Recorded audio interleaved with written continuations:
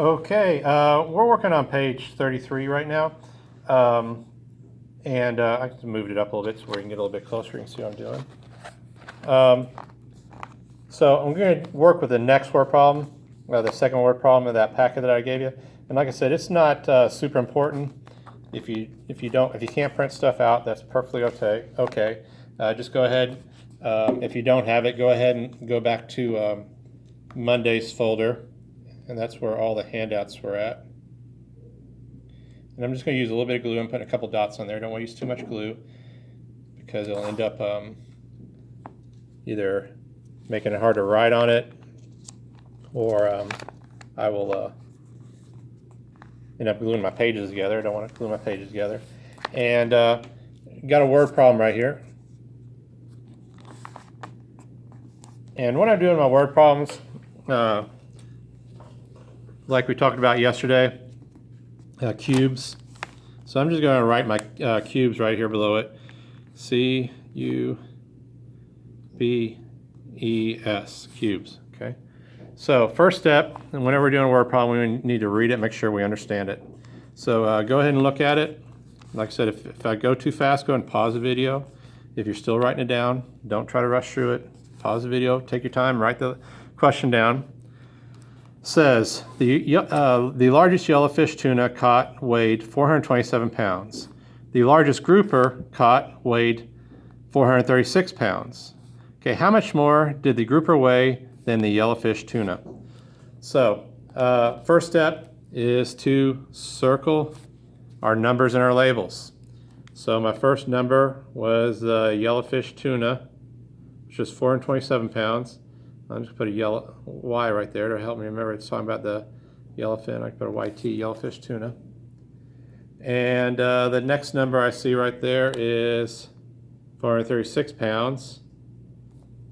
Okay, and 436 pounds is my grouper. Put a G right there to remember it's a grouper. Next step is to underline. We're going to underline our question, and that is right here.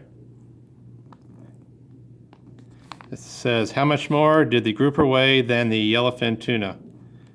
And our questions, okay, we always like to read those a few times. How much more did the grouper weigh than the yellowfin tuna? Next step, B. Go ahead and we're going to box in the information. Kind of helps us figure out what we're going to have to do to solve it. Okay, a lot of times in math we like to look for words like this. It says largest. Okay, and I don't think that's just talking about this particular number. This is the largest yellowfish tuna, and this is the largest grouper. So that's not going to really help me figure out what operation I need to use. That's add or subtract. But it says how much more. So how much more? And a lot of times we may think of how much more is as a, okay, how much more? More, I see more. That kind of automatically in my head kind of makes me think to add, but we're going to look at it a little bit more. We're going to evaluate this. Okay, and we're going to come up like a little strategy. These are relatively big numbers, 427 and 436. Those are pretty big numbers, but if I was to take and maybe make an easier problem out of this, it might kind of help me figure out what operation I'm going to use to solve it. So I'm going to kind of take the same problem. I'm going to substitute some numbers in there. I'll substitute those in red, kind of make them stand out for us. So I'm going to substitute 427 and 436. Since those are relatively big numbers, I'll go ahead and say, well, I say 436 is larger than 427. So I'm going to make this a smaller number and this a little bit larger number. So I'm going to say maybe we'll make this one 5. So I say 5 pounds. And we'll make this one 6 pounds. So I've just kind of made an easier problem. So if I had a fish that weighed 5 pounds and another fish that weighed 6 pounds, how much more did one weigh than the other? We'll kind of think about that. Okay, and maybe if you're not really familiar with fish or weighing fish or anything like that, maybe think about something that that you are familiar with, maybe candy. So we could say maybe this is 5 pieces of candy and this is 6 pieces of candy. How many more is 6 and 5? That may be another way to think about it. So if I'm thinking about how many more, that's kind of thinking, well, if I added, say I had 5 pieces of candy and my friend has 6 pieces of candy, how much more candy does my friend have than me? He's not going to have 11 more pieces of candy because it couldn't be larger. My answer cannot be larger than how many pieces of candy my friend has. My friend doesn't have 11 more pieces of candy than me. Okay, if I have 5 and my friend has 6, okay, and I'm comparing those two numbers, he only has 1 more than me. He has one more piece of candy than me because he has 6, which is 1 more than 5. So in that operation, I'm not going to add. I'm going to subtract those numbers. I'm going to subtract 5 from 6, the amount of pieces of candy I have, from the amount of pieces of candy my friend has, or 5 pounds from 6 pounds. It's 1 more pound. So that's telling me I need to subtract on this problem. I'm going to subtract these numbers to solve the problem because my answer to how many more is going to be less than the largest number there. So my answer is going to be less. So that's kind of telling me I need to subtract. So I kind of used make an easier problem as a problem solving strategy to solve this problem. So I'm going to go ahead and go back just like we did before. I'm going to take the numbers that I circled. I'm going to write them down. I had 427, and that's the yellowfin tuna. And I have 436, which is a grouper. And I got those numbers right there. I'm going to try to figure out how many more pounds the grouper was in the yellowfin tuna. So I'm going to go ahead and show you. Well, let's go ahead before we do that. We're going to go ahead and analyze the question, how much more did the grouper weigh than the yellowfin tuna? And I'd say, write a statement here. The grouper, I'll find the root, G-R-O-U-P-E-R. I'm going to spell that word right because it's right there in my sentence. The grouper is blank more pounds. Let's see, yeah, pounds. P-O-U-N-D-S. Pounds. So I need to be able to answer that question right there in order to solve it. So you look at the way I list those numbers down. So we're in the evaluation stage right here. Okay. You see how they listed the numbers? This number came first and this number came second. So typically we looked at it and we've seen that we need to subtract, and we got the numbers right here.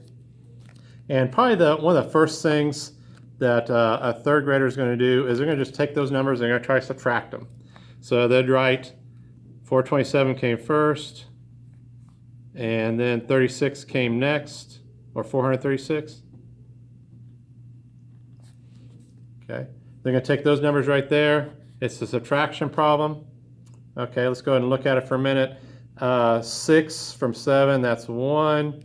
And then 2 from 3 is 1. And 4 from 4 is 0. So I'm going to put this as a multiple choice question. A, the answer is 11 more pounds. Okay, but I want you to go and pause the video for a second.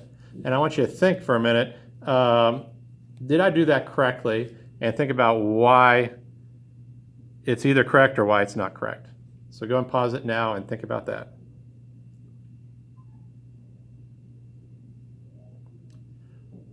Okay, so the problem with that is, okay, we went ahead and wrote those numbers down the way they were listed in the sentence, okay, but there's a problem. Okay, I cannot take 436 from 427 because 436 is a larger number. So whenever I'm doing a subtraction problem, okay, I need to go ahead and put the larger number on top. I'm going to go ahead, use my strategy. I'm using lines on my paper. So that means I would take 436 and I would take 427 from that number. Okay, and that's the way the problem should be set up. Okay, and we're always taking the bottom number away from the top number. Okay, and I'm in the ones place right here, and I have 6 ones, and then I'm trying to take 7 ones away from there. So we use that little rhyme that we used in second grade, and it says if there's more on the floor, that means I gotta go next door. So I cannot take 7 away from 6. I cannot take, because I only got 6 of it, so I need to go ahead and go next door. And I'm going to take one of my 10s. Oh, I must have a problem there. I'm going to take one of my 10s, and that's going to leave 2 10s because I had 3 10s there. And if I move 10 to the ones place, I already had 6, so 10 plus 1 is 16. Now I can go ahead and subtract 7 from 16. I'm going to tell you a little trick. Right now in this problem, I was trying to subtract 7 from 6, and 6 is 1 less than 7. So after I regroup, anytime you have a problem like that, and the number on top is 1 less than the number on bottom, after you get done regrouping, the answer is going to be 9. But we're going to check that just to be sure. So I like to count up whenever I'm subtracting. So I would go ahead and start at 7. I go 7, 8, 9, 10, 11, 12, 13, 14, 15, 16. So I'm going to stop at 16, and that is 9. So the difference between 16 and 7 is 9. So 7 from 16 is 9. So I'm in the ones place. In the tens place now, and I have a 2 on top and a 2 on the bottom. So 2 from 2 is 0. Then I have a 4 on top in the hundreds place and a 4 on the bottom right here. So that is 0. So basically, that means that it's 9 more pounds. 9 MP. So that means the grouper is 9 more pounds than the yellowfin tuna. So I'm going to input answer choice B as 9. But we're going to go back and we're going to look at it again, because subtracting is still relatively new. Well, not relatively new, but subtracting numbers is new to you this year. So I'm going to show you another mistake that third graders make. So we're going to set the number up correctly this time. So 436, take away 427. So we set the number up correctly. I've got the big number on top because 436 is larger than 427. And I got the smaller number on the bottom. So typically I see a lot of third graders do this. They don't remember the rule, if there's more on the floor, you go next door. They just go ahead and I know 6 is less than 7. So I'm going to take 1 from this right here. Say take 1 from 6.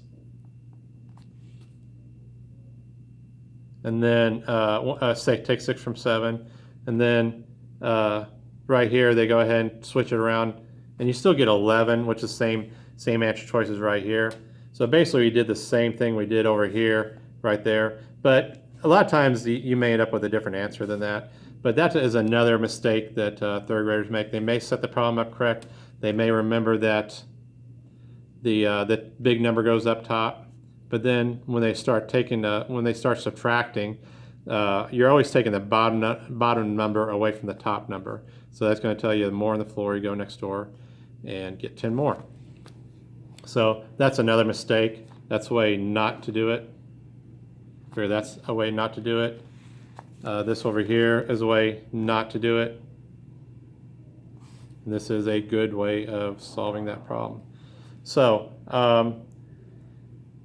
that wasn't too difficult a problem, and we went through a lot of different steps. But I just want to make sure you understand all the ways that the people who are making these problems are trying to trick us, and we don't like to be tricked.